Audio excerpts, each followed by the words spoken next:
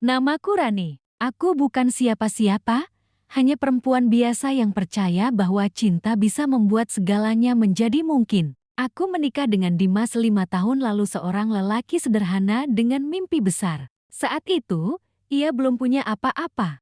Bahkan untuk pesta pernikahan saja, kami hanya sanggup mengundang keluarga dekat dan tetangga sekitar. Tapi aku tak pernah keberatan. Bagiku, cukup ada dia di sampingku. Kami tinggal di sebuah rumah kontrakan sempit di pinggiran kota, di belakang warung milik ibu mertua.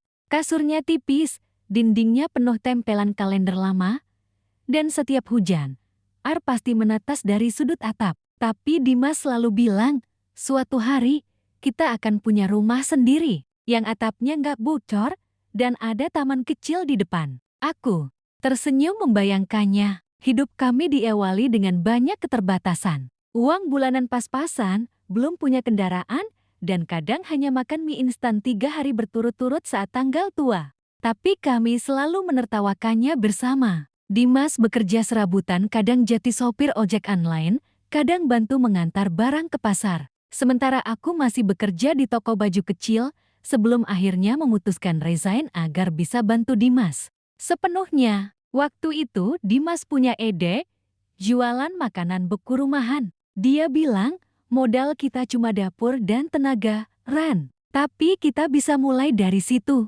Aku mendukung sepenuh hati. Kami mulai dari membuat bakso aci beku sendiri.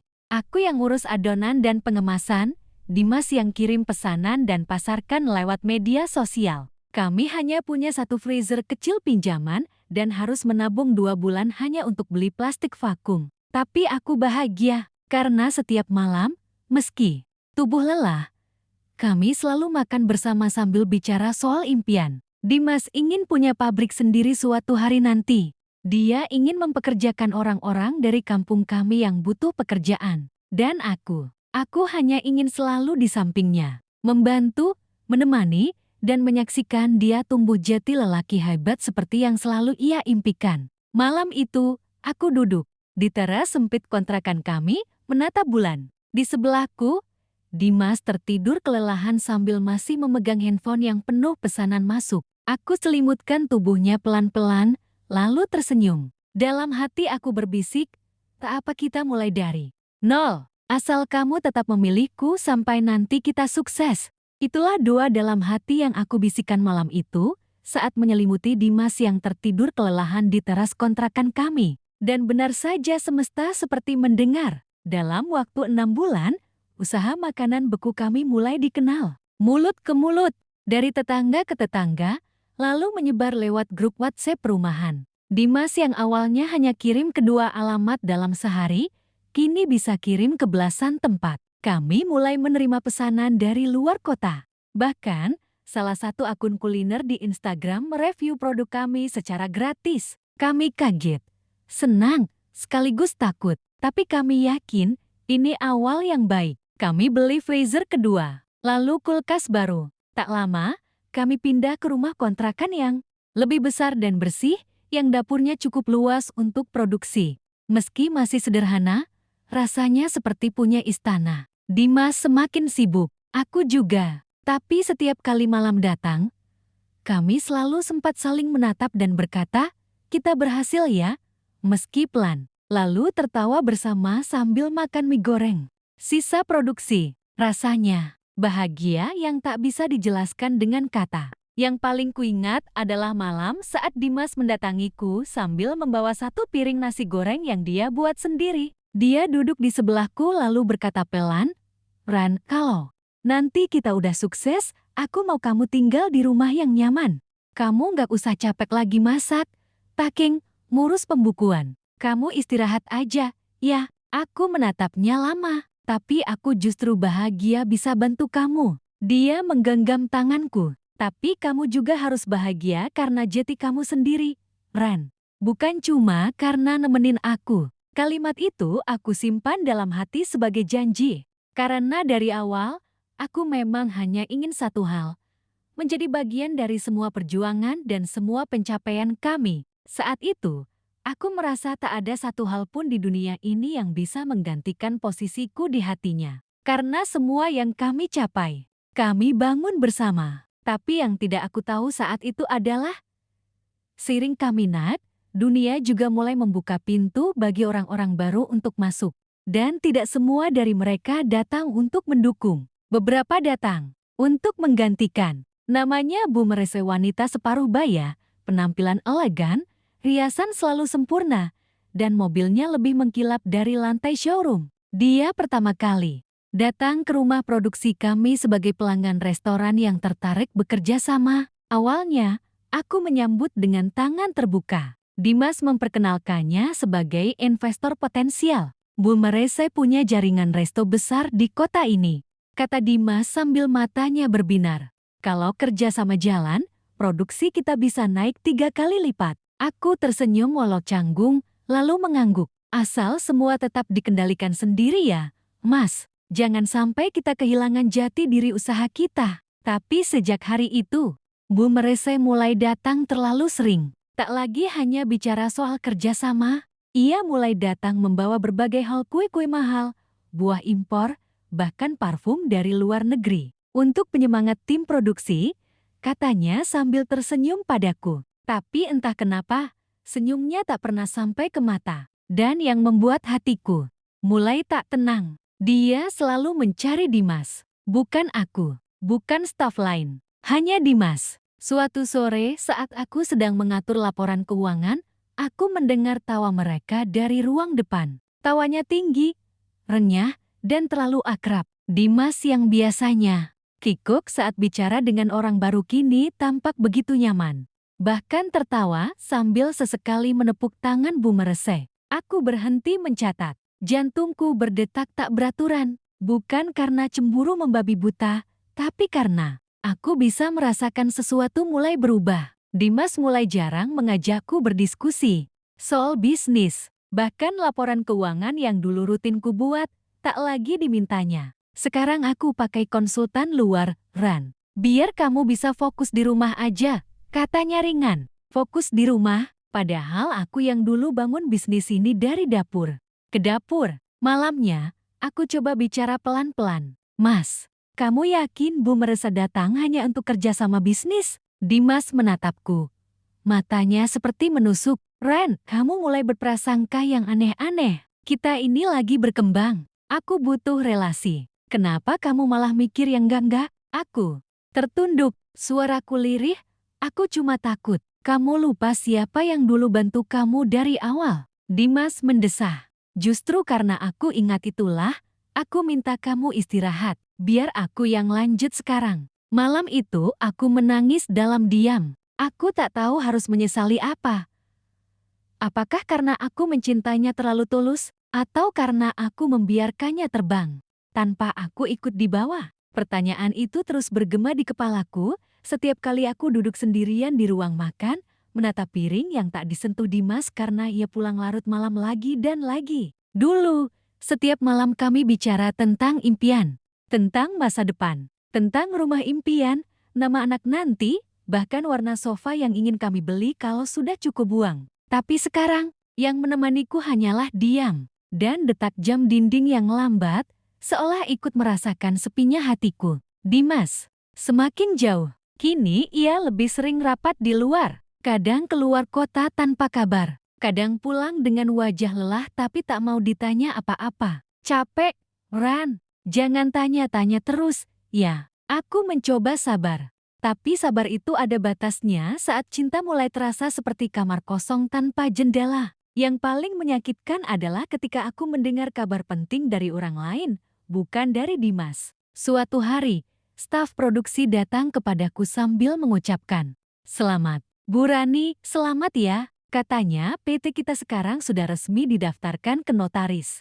Pasti makin besar ke depannya. Aku membeku. Didaftarkan? Sama siapa? Loh, bukannya Bu Rani tahu? Pak Dimas dan Bu Merese yang ngurus katanya. Bahkan udah ke notaris bareng minggu lalu. Aku tersenyum hambar, mengangguk pelan, lalu masuk ke kamar. Di balik pintu, air mataku jatuh tanpa bisa kutahan. Semua yang dulu kami rancang bersama, kini jati keputusan sepihak, tanpa namaku, tanpa suaraku. Seolah aku hanya penonton di cerita hidup yang dulu ku bantu tulis. Malamnya, Dimas, pulang.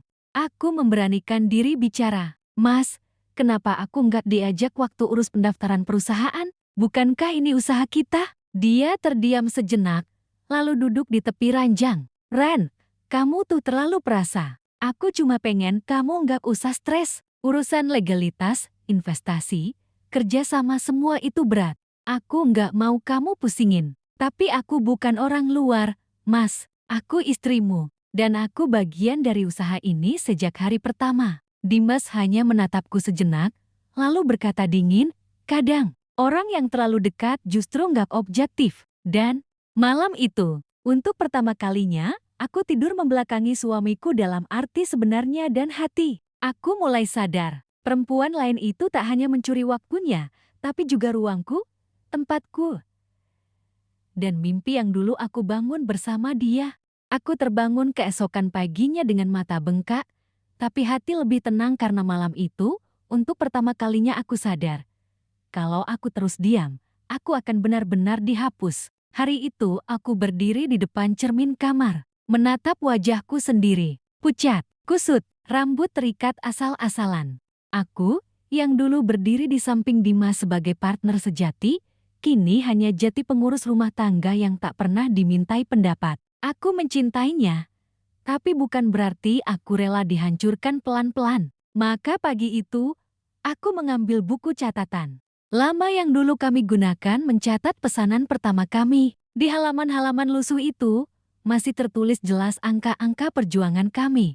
Tangan Dimas dan tanganku pernah bekerja sama menulisnya. Aku membuka halaman terakhir, menulis di sana. Jika aku tak dijadikan pilihan, setidaknya aku punya harga diri. Aku tahu, langkahku tidak akan mudah. Tapi aku harus memulai. Harus mencari tahu apa sebenarnya hubungan Dimas dan Bu Merese. Awalnya aku coba bertanya ke Dimas secara baik-baik, tapi jawabannya selalu sama. Nggak ada apa-apa. Kamu cuma terlalu sensitif. Lalu aku mencari tahu sendiri. Aku tanya staf yang sering mendampingi Dimas keluar kota. Aku membuka kembali semua email kerjasama. Dan dari situlah aku temukan kejanggalan demi kejanggalan. Beberapa nota pembelian dan invoice baru menggunakan nama PT yang tak pernah kuberi izin untuk dibentuk. Bahkan, ada dokumen yang hanya ditandatangani Dimas dan Bu Merese. Namaku tidak pernah ada, seolah aku tak pernah ada. Sore itu, diam-diam aku mendatangi restoran pusat milik Bu Merese, pura-pura menjadi pelanggan. Aku melihat sendiri fotonya dan Dimas terpajang di meja kasir dengan bingkai kaca elegan dan plakat bertuliskan partner strategis baru tahun ini. Hatiku seperti dipukul pelan-pelan. Partner, sejak kapan? Aku pulang dengan dada sesak. Tapi, anehnya, justru di titik itulah aku merasa lebih kuat. Aku sudah terlalu jauh mengalah.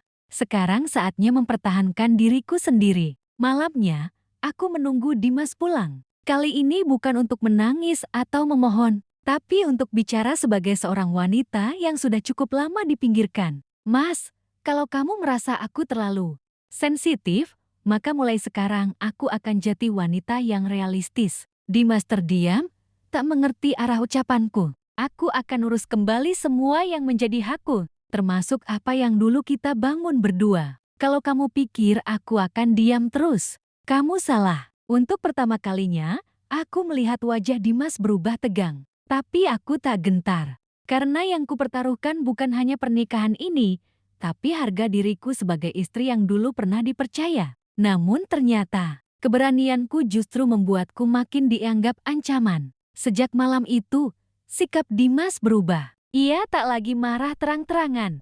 Tapi setiap ucapanku kini dianggap mengganggu. Setiap kali aku ingin ikut rapat produksi, dia selalu bilang, Ran, nggak usah ikut, biar orang-orang baru aja yang ngatur. Kamu istirahat, istirahat. Lagi, aku bukan sakit, aku bukan orang asing, aku istri sahnya. Tapi perlakuannya sekarang tak beda dari tamu yang terlalu lama tinggal. Yang lebih menyakitkan, perlahan semua orang mulai menirunya. Staf baru memanggilku dengan nada basa-basi. Mereka memuji Bu Merese terang-terangan di depanku, memuji betapa profesional dan cerdasnya partner baru Pak Dimas. Hari itu, Aku diam-diam masuk ke ruang kerja Dimas untuk mengambil beberapa berkas lama. Saat membuka laci, aku menemukan sebuah proposal kerjasama tertulis nama PT baru. Tercantum hanya 2 penanda tangan, Dimas dan Meresai. Aku membaca bagian awal proposalnya. Dan di sana, kutemukan kalimat pembuka yang seperti menampar. Dimas dan Meresai adalah pendiri dan pengembang utama dari usaha makanan beku XYZ yang berdiri sejak awal pandemi. Tidak ada namaku, tidak ada jejakku, seolah aku tak pernah ada. Mataku jatuh menimpa kertas itu. Apakah segampang itu aku dihapus? Setelah semua yang kuberikan, setelah aku tinggalkan pekerjaanku dulu demi mendampingi dia membangun semua ini, aku duduk lemas di lantai. Dan saat itulah pintu terbuka. Dimas berdiri di sana. Dia tak langsung marah. Ia hanya menatapku dengan tatapan yang tak pernah kutemui sebelumnya. Dingin, seperti melihat seseorang yang tak lagi ia butuhkan. Ran, kamu ngapain buka-buka berkas tanpa izin? Aku berdiri. Suaraku bergetar, tapi kutahan. Mas, kenapa kamu hapus aku dari semua ini? Apa salahku? Dia menghela napas berat. Karena kamu terlalu emosional. Kita butuh orang yang berpikir bisnis, bukan perasaan. Aku tertawa kecil, getir. Jadi selama ini, aku hanya dianggap pengganggu? Dia tak menjawab, tapi diamnya sudah cukup menjelaskan segalanya. Hari itu, aku keluar dari ruangannya sambil membawa semua salinan bukti kerjasamaku dulu. Invoice lama, kwitansi, foto produksi, bahkan buku catatan pertama kami. Aku tidak akan diam lagi. Aku akan tunjukkan bahwa aku bukan pelengkap cerita suksesnya. Aku adalah setengah dari cerita itu. Berbekal semua dokumen yang kutemukan, aku membuat janji dengan seorang pengacara keluarga, Pak Reza, teman lama almarhum ayahku yang dulu pernah bantu urusan tanah warisan. Ia menyimak penjelasanku dengan tenang, lalu mengangguk. Secara hukum, kamu punya pijakan, Rani. Apalagi kalau usahanya memang dimulai sebelum ada bentuk legal formal. Bukti kamu ada sejak awal sangat kuat. Ada sedikit harapan tumbuh di hatiku. Mungkin, aku masih bisa memperjuangkan hakku. Mungkin, aku masih bisa berdiri tanpa harus menjatuhkan. Tapi harapan itu segera dihantam kenyataan pahit. Beberapa hari setelah pertemuan itu, Dimas memanggilku ke ruang tengah. Kali ini tak sendiri, ia ditemani oleh seorang pria berjas dan seorang wanita muda membawa map. Notaris, katanya. Aku duduk diam, mencoba tetap tenang. Ran, ucap Dimas sambil melirik dokumen di tangannya, aku sudah pikirkan semuanya. Supaya kamu nggak terseret konflik perusahaan, aku akan beri kamu kompensasi. Ada dana di rekening atas namamu. Setelah itu, kamu bisa fokus ke hal lain. Aku menahan napas. Kompensasi? Ya, ganti semua jerih payahmu dan hamu atas usaha ini. Aku tertawa pelan, tapi pahit. Jadi sekarang aku dijadikan karyawan lepas, dikasih pesangon setelah dibuang. Dimas menghindari tatapanku. Ran, ini demi kebaikan. Aku nggak mau kamu stres urusin urusan bisnis yang sudah makin kompleks. Marisa tahu caranya bawa usaha ini naik level. Kamu kan lebih cocok di rumah. Dan di sanalah hatiku benar-benar runtuh. Semua yang kupertahankan, semua perjuangan yang kubungkus dengan cinta, sekarang diubah jadi angka di rekening. Seolah peranku bisa disamakan dengan pengantar paket. Malam itu, aku duduk sendirian di kamar. Surat kompensasi itu masih kutatap. Tangan gemetar. Dimas tidur di kamar sebelah, entah sejak kapan kami mulai tidur terpisah, tanpa bicara, tanpa saling pamit. Aku menangis, tapi bukan tangis karena ditinggalkan. Aku menangis karena aku dipaksa untuk melepaskan. Dengan cara yang paling menyakitkan. Besok paginya, aku berdiri di depan cermin. Mataku bengkak, tapi pandanganku tajam. Aku tahu, satu-satunya pilihan tersisa kini adalah yang paling sulit. Mundur. Mundur bukan karena kalah, tapi karena aku tak sudi melanjutkan cerita di mana aku hanya jadi figuran di panggung yang dulu kudirikan. Malamnya, aku letakkan surat penolakan kompensasi di meja kerja Dimas. Lalu kutinggalkan rumah itu, rumah yang dulu penuh tawa, kini sunyi seperti museum kenangan. Kalau aku harus mundur, setidaknya aku mundur dengan bermartabat. Aku pergi hanya dengan satu koper dan sepasang sepatu yang dulu kubeli dari hasil keuntungan pertamaku. Tanpa pamit, tanpa air mata yang berlebihan. Hanya hati yang terasa kosong dan hampa. Tak ada yang mengejarku, tak ada telepon, tak ada pesan. Seolah kepergianku memang sudah lama mereka harapkan. Beberapa hari aku tinggal di rumah sepupuku, Dina, yang menyambutku tanpa banyak tanya. Ia tahu aku butuh ruang untuk diam, untuk bernapas, untuk memeluk diriku sendiri yang sudah lama kupaksa. Tersenyum di tengah luka. Di kamar tamu yang sempit itu, aku menangis bukan karena kehilangan Dimas, tapi karena baru sadar. Selama ini aku terlalu lama hidup untuk orang lain, bukan untuk diriku sendiri. Pagi-pagi, aku terbiasa bangun, bukan untuk menyambut suami, tapi untuk menatap langit, menyeduh teh sendiri, menulis catatan kecil. Semua terasa asing, tapi perlahan, mulai terasa damai. Sampai akhirnya, sebuah email masuk dari salah satu klien lama Bu Risa, pemilik jaringan toko bahan makanan yang dulu bekerja sama dengan kami. Isi email itu membuatku membeku. Bu Rani, saya dengar Ibu sudah tidak lagi aktif di perusahaan. Saya sebenarnya lebih nyaman kerjasama dengan Ibu. Kalau Ibu berencana membangun usaha sendiri, saya tertarik mendukung. Aku membaca email itu berkali-kali. Dan untuk pertama kalinya sejak pergi dari rumah, aku tersenyum. Mungkin inilah jalan. Tuhan, ketika semua pintu ditutup, ternyata jendela kecil terbuka. Dan sinarnya menyapa wajahku. Malam itu aku menatap cermin, menyisir rambut perlahan. Lalu berkata pada diriku sendiri, Ren, kamu boleh jatuh, tapi jangan hancur. Kamu boleh kecewa, tapi jangan hilang arah. Kamu sudah terlalu lama hidup dalam bayangan. Sekarang, waktunya hidup di bawah cahaya milikmu sendiri. Aku ambil buku catatan usang yang dulu sempat kuselipkan di koper, membuka halaman terakhir. Di sana kutulis, babak baru, usaha baru, hidup baru, dan hati yang sudah sembuh.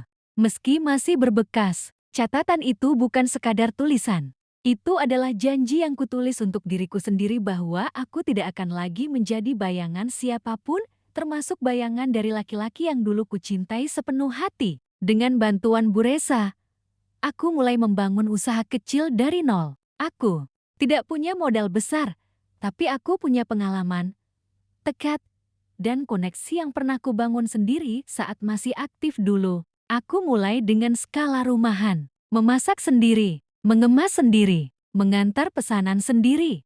Capek, ya, tapi di setiap tetes peluh itu ada rasa lega. Karena kali ini, semuanya benar-benar milikku. 3 bulan berlalu, usahaku mulai dikenal. Beberapa toko bahan makanan di luar kota mulai pesan rutin. Bahkan, aku diundang ke seminar wirausaha perempuan oleh komunitas yang dulu pernah kutolak karena terlalu sibuk mendampingi Dimas. Ironisnya, di saat aku mulai membangun dari puing-puing, kabar dari dunia yang kutinggalkan mulai terdengar juga. Dari salah satu mantan staf, aku tahu, perusahaan Dimas mengalami masalah besar.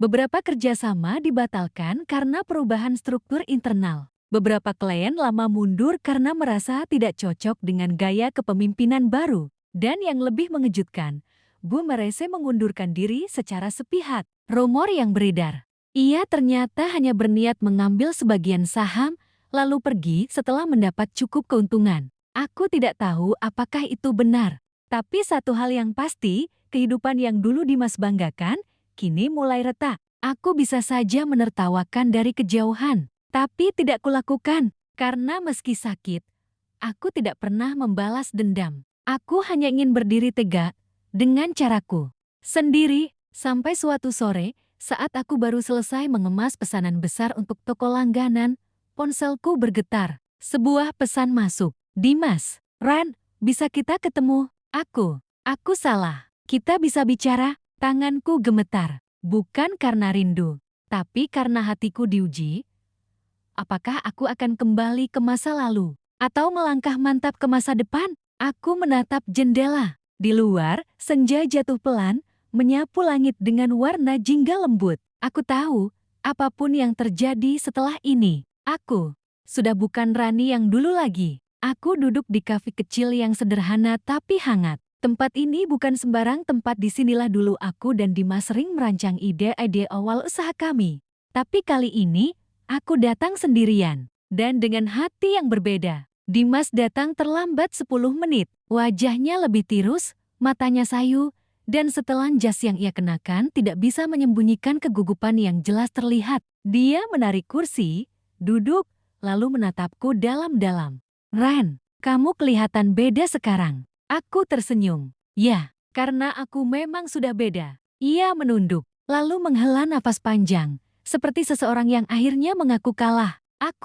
Aku kehilangan semuanya, Ren, bukan cuma perusahaan, tapi juga kamu. Dan sekarang aku sadar, semuanya terasa hampa. Aku menatapnya lama. Dulu, kata-kata seperti ini mungkin akan membuatku luluh.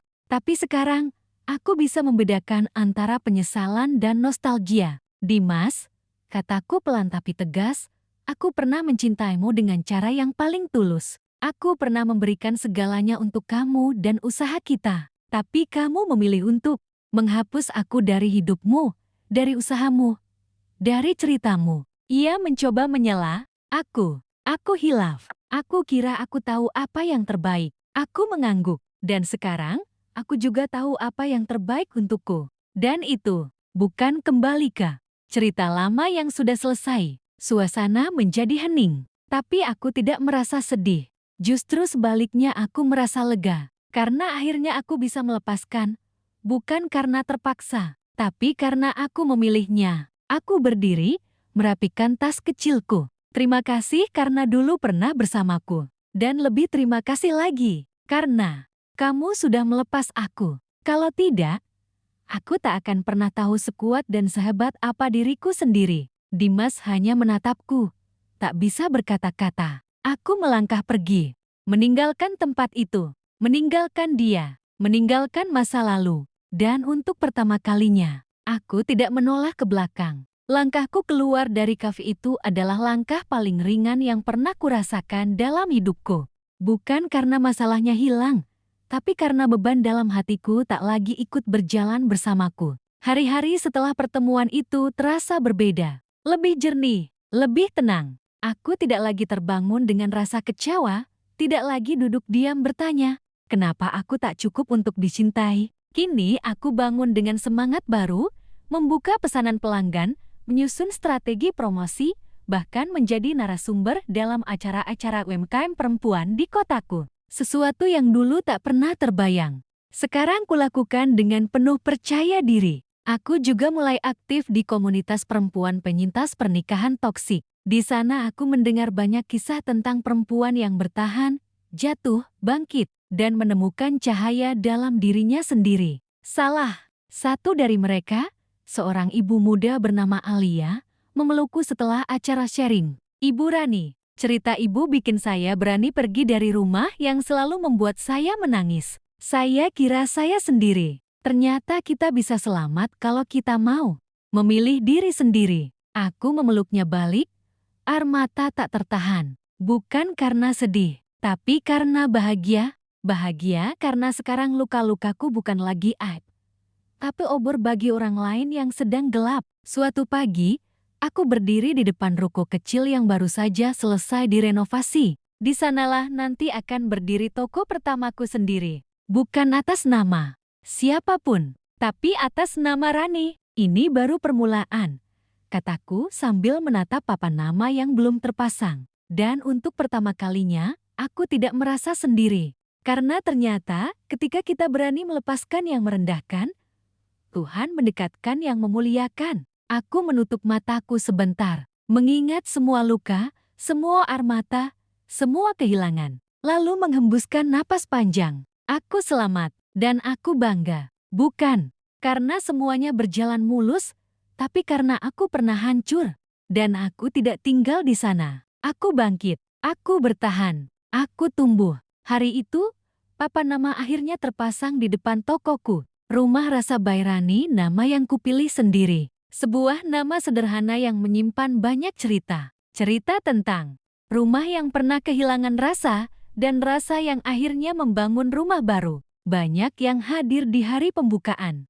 Teman-teman komunitas, pelanggan pertama, dan bahkan Bu Risa yang dulu percaya padaku saat aku nyaris tak percaya pada diriku sendiri. Semua ikut merayakan. Dari kejauhan, aku melihat sosok laki-laki yang dulu sangat aku kenal. Dimas. Ia hanya berdiri sebentar, menatapku dalam diam, lalu pergi tanpa berkata apa-apa. Dan aku hanya tersenyum. Tanpa sesak, tanpa benci. Karena aku sudah benar-benar selesai. Di dalam toko, ada cermin kecil di balik kasir. Setiap kali aku menatapnya, aku selalu berkata dalam hati, Rani, kamu bukan perempuan yang gagal. Kamu adalah perempuan yang memilih bertahan hidup dan menjadikan luka sebagai ladang untuk menanam kekuatan. Sekarang aku tahu, kebahagiaan itu bukan diberi tapi diciptakan. Bukan datang dari orang lain, tapi tumbuh dari dalam diri sendiri. Aku bukan lagi istri dari seseorang. Aku bukan lagi korban dari pengkhianatan. Aku bukan lagi bayangan dari masa lalu. Aku adalah aku, Rani, perempuan yang pernah jatuh, tapi tak pernah menyerah untuk berdiri. Dan jika suatu hari nanti anak perempuanku bertanya padaku, Bu, bagaimana ibu bisa kuat seperti ini? Aku akan peluk dia dan berkata, Nak, ibu kuat bukan karena tak pernah rapuh. Ibu kuat karena ibu memilih berdiri, meski pernah dihancurkan oleh cinta yang salah. Akhirnya, kisahku bukan tentang patah hati, tapi tentang pulih dan mencintai diri sendiri sepenuh-penuhnya.